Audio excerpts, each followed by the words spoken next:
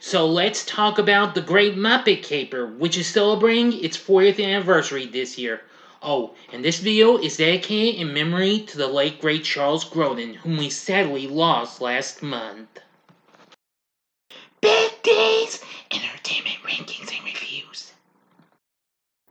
So greetings, my fellow YouTubers, and welcome to Big D's Entertainment Rankings and Reviews. My name is Doyle, better known to you as the Big D, and this time around I bring to you a review of the 1981 musical heist comedy flick The Great Muppet Caper. Directed by Jim Henson himself in his feature directorial debut, this of course is the second theatrical film featuring the Muppets themselves. The film, which was originally released by Universal and produced by ITC Films along with the Jim Henson Company, was released on this day in the U.S. on June 26, 1981. In this film, the Muppets are caught in a jewel heist while investigating a robbery in London. Now, this film came out shortly after The Muppet Show came to an end, as a matter of fact. But anyway, let's get into our story.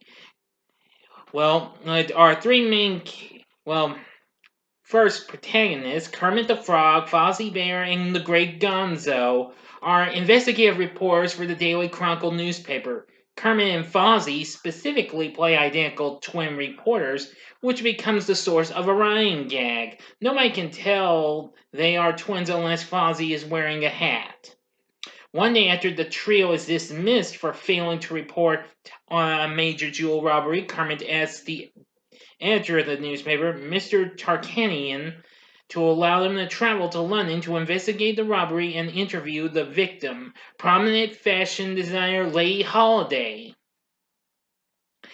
Now, of course, just like on The Muppet Show, Statler and Waldorf appear, and they make various appearances throughout the film to heckle them and the audience like usual. With only a mere $12 for the trip, they are forced to travel in an airplane baggage hold and are literally thrown out of the plane as it passes over Britain. They stay at the dilapidated but free Happiness Hotel, which is populated by other Muppet characters such as Dr. Teeth and the Electric Mayhem, which, of course, the rest of that band included Floyd Pepper and Janice and Zoot and Animal, and I forgot that other guy's name. Well, I know he wasn't in the Muppet movie though. Plus, we have Scooter, the Swedish chef, Dr. Bunsen Honeydew, and his assistant Beaker, Lou Zealand, Rolf the dog, Sam the eagle. See, and Pops and Beauregard, Crazy Harry, Camilla the chicken, Rizzo the rat in his first film. Well, he wasn't quite that big yet until The Muppets Take Manhattan came out 3 years later. Anyway, back to the story. The next morning, when Kermit seeks out Lady Holiday in her office, he finds her newly hired receptionist, the alluring Miss Piggy, and mistakes her for the fashion designer. As you can imagine, Piggy instantly falls in love with the little green reporter, and she poses as Holiday, and Kermit asks her out for dinner. To keep up the pose, she allows Kermit to assume she lives in at a highbrow address. So she sneaks into a townhouse at 17 Highbrow Street to wait for him, much to the surprise of the actual upper-class British residents, and they go to dinner at a nightclub, the Dubonnet Club. I'm sorry, I mispronounced that if I did. At the nightclub, the real Lady Holiday's necklace is stolen by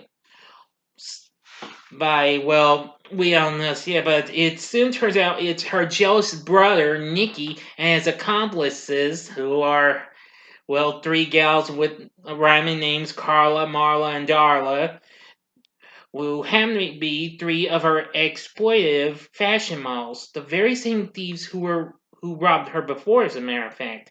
After the robbery, Miss Piggy's charade is revealed later on. And leaves Kermit behind through though the next day they reconcile after having a brief argument. Despite Nicky's instant attraction to Piggy, he and his accomplices frame her for the necklace theft during Lady Holiday's fashion show. And then they plan to steal an even more valuable prize, Lady Holiday's largest and most valuable jewel, the famous baseball diamond. A fabulous baseball diamond, too. Now on display at the Mallory Gallery. Unbeknownst to them, Gonzo overhears their plot. He, Kermit Fozzie, and the other residents of the Happiness Hotel decide to intercept the thieves and catch them red-handed to exonerate Miss Piggy, and Kermit arrives at the prison to explain the plan to her while disguised as our lawyer. Now to the ending, you know the procedure, 5 seconds to stop, go to the description box and fast forward to the time below. If you've seen the movie already, continue on. Here we go. Okay, you've been warned. Now the Muppets sneak into the Mallory Gallery and get to the baseball diamond at the same time as the thieves. They try to keep the diamond out of the thieves' hands via a game of keep away. But Nicky eventually catches the diamond and takes Kermit hostage. But in the meantime, Piggy escapes from prison and she races to the gallery, crashing through the window on a motorcycle that serendipitously fell off a truck in front of her. She knocks Nicky out and dispatches Carla, Marla, and Darla with a flurry of furious karate chops. As the police arrive, all charges against Piggy are dropped, Nicky and his accomplices are arrested, and the Muppets get their deserved credit for foiling the heist. The Muppets return to the U.S. the same way they depart, being thrown out of the cargo hold and perishing back to the United States. End of story. So, what did I think of the Great Muppet Caper? Well, after revisiting it on Disney Plus, I will say it's still just as fun as I remembered. I remembered seeing this movie when I was a youngin', because I remember catching this on TV one time when I was little, and was a few years later after it came out. Anyway, I am a blast with this. I love this movie just as much as I love its predecessor, the Muppet movie, and with a pretty good cast as well. Playing Lady Holiday is Diana Rigg. Most of y'all know her from the British spy series, The Avengers, and also she was also recently in George Lazenby's only James Bond film, On Her Majesty's Secret Service, and she will later go on to host PBS's Mystery series before it got blended into the Masterpiece family of programs. Playing her brother is Charles Grodin, who I mentioned. We sadly lost him last month. I'm really sorry. But I will say it's really pretty. He does a pretty good performance on this. I mean, he once he gets Kermit, he's like, Nicky, why are you doing this? It's like, why am I doing this? Because I'm a villain. Yeah. Oh boy, that's all we need to know is that Nicky's the villain. Anyway, now of course we have the Muppet performers, Jim Henson, of course, and Frank Oz, Jerry Nelson, Richard Hunt, David Goelz, and a lot of the others. Plus, we also get a cameo from Oscar the Grouch from Sesame Street. And of course, if you have seen the Muppet movie, he of course played his other character, Big Bird, in a cameo in that movie. So we got Spinny, the late great Spinny, to do his other Sesame Street character in this movie. There's also cameos as well, as you can imagine, including John Cleese.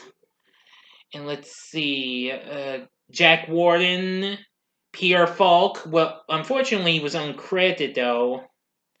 Let's see, Pierre Ustinov. And let's see, plus even Jim Henson and Frank Oz themselves. Richard Hunt even makes a cameo, and so does Jerry Nelson. Really something. But anyway, now the music was done by Joe Raposo, who of course did music for lots of others. Anyway, it was nominated for an Academy Award for Best original song for the song the first time it happens. Unfortunately, it lost to Best That You Can Do, which was the theme song to the original Arthur, which would come out the following month. Expect a review of that next month. However, the character, Piggy actually won the Youth in Film Award for Best Young Musical Recording Artist for her performance of The First Time It Happened, becoming the first and only non-human recipient in the history of the award. Yeah, can you believe that? Anyway, I really gotta tell you, it's absolutely amazing.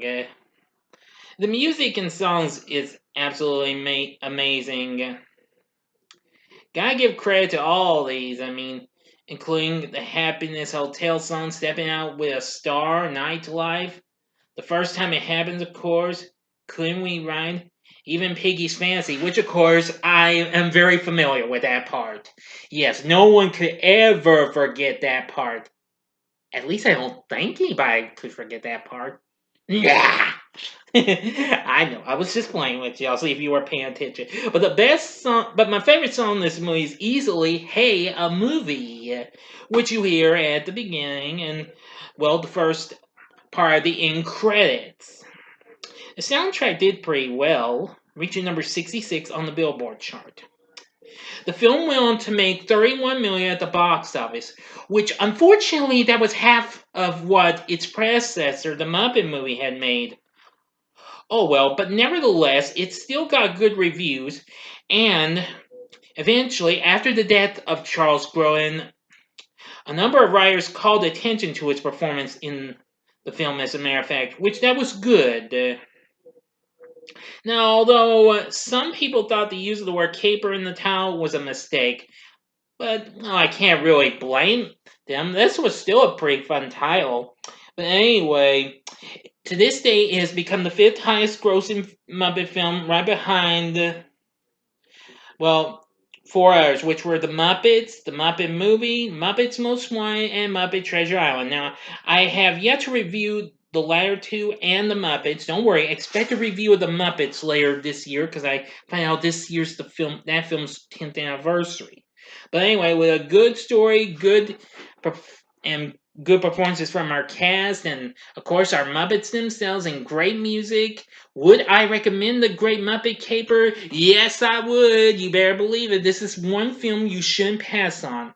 Now, you can find this on physical media as well, just in case you don't have Disney Plus. But if you have Disney Plus, then go for it. If again, this is a film I grew up with. I have grown up with, even though I soon grew up with the Muppet movie a little more. But this I do remember from my childhood. Yeah. Well, okay, that about covers it. So, what are your thoughts on the Great Muppet Caper? Please tell me in the comments section below. If you like this video, click the like button below, subscribe to my channel, and be a part of the Big D Nation. And join me next time when I bring to you a review of, actually a re-review of Fast and Furious Presents Hobbs and Shaw.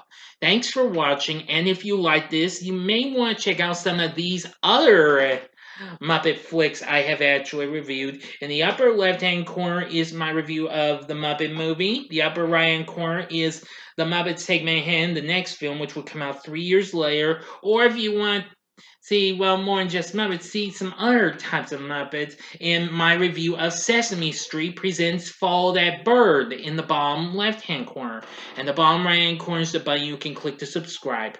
If you like rankings and reviews on movies, TV, music, video games, etc., then I'm your guy. Thanks for watching, and until next time, I'm the Big D saying see ya, and may Charles Grodin rest in peace. Bye now.